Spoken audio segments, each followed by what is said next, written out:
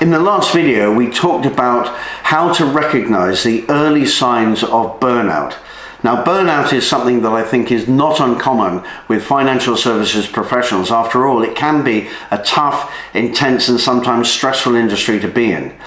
And the idea was that if you can recognize those early signs of burnout and take action, then it is possible to reduce the impact or perhaps eradicate the impact and certainly deal with it if that's where you already are. And that's the subject of this video. It's 4 things that you can do that will help you deal with the early signs of burnout. Hello, my name is Stephen Wright. I'm a career coach here at Career Mentor, and we help high-performing financial services professionals make their next smart career move. So I think the first thing to think about is that I've noticed with 1 or 2 people I've worked with who have had burnout is that there is a sense of helplessness or hopelessness, or that what they're doing is in some way not important or a bit futile. And that creates a very negative feeling within themselves. They've lost that sense of meaning and purpose in what they're doing. And so I think the first thing that I'd mention is to find ways to have meaning and purpose in what you're doing. You're giving your labor, which is an incredibly important thing. It takes up a lot of emotional energy, commitment, intellectual effort, and of course time. And so if you're doing that and doing it with a sense of purpose, that's going to be surely a good thing. Perhaps reminding yourself that you are, after all, providing a living and supporting your family, that you are serving your colleagues and the clients of the firm that you're working for and the people who are leading the organization in their endeavor. So all of those might be routes that you can take so that you can reconnect with and reassociate with all the good things that got you there in the first place, so that you have that sense of real purpose and drive about what you're doing, finding that why.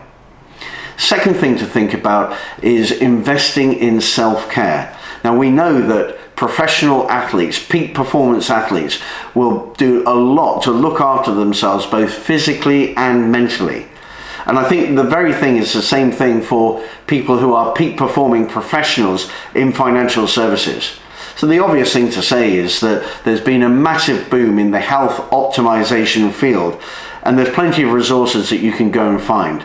The basics of making sure that you're getting enough rest, full 8 hours restful sleep, making sure that your nutrition is good and nutritious and healthy and balanced, and of course regular exercise are all obvious things to say.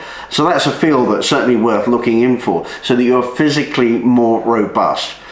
And of course, I have worked with people who have had burnout, and the advice offered by their GP was simple total rest, to go away, to sleep a lot, take a little light exercise, get a bit of sun, not too much, and eat really healthily. So that might be something to look at. The second area is of mental health, and of course this has been a focus, and quite rightly too, in recent years. There is a lot of information available about healthful mental health, and so I'd entreat you to go and seek that out. And indeed, I'd go further and suggest that if you are suffering from the early signs of burnout, going and talking to your GP, both from a physical point of view and from a mental health point of view, is clearly the right thing to do. The third thing is to redefine and reset your goals. It can be very stressful for people in their careers if what they're doing and what their goals are, if there's a big disparity between them. And this often happens because people don't really review and reset on a regular basis as they progress through their career. And this is where we come in, because we're very good at helping our clients review where they are in their careers, review what their new ambitions are, so that they have a career which is fulfilling and which better aligns with their vision, their values, and their ambitions. Final thing to say is that you're not alone. And so if you do find yourself suffering from the early signs of burnout, then reach out to other people, family and friends, colleagues, trusted advisors, mentors, and of course medical professionals are the people to go for to ask for help. And there's plenty of information about who and when and what to reach out for. So I'd advise you and I'd entreat you to do that as well. I hope you found this useful. I'll be putting the blog that I wrote about this in the comments below. And if you'd like to have a conversation about all of this, then please do reach out. All my contact details are at the top of my LinkedIn profile, and it'd be a delight to have that conversation.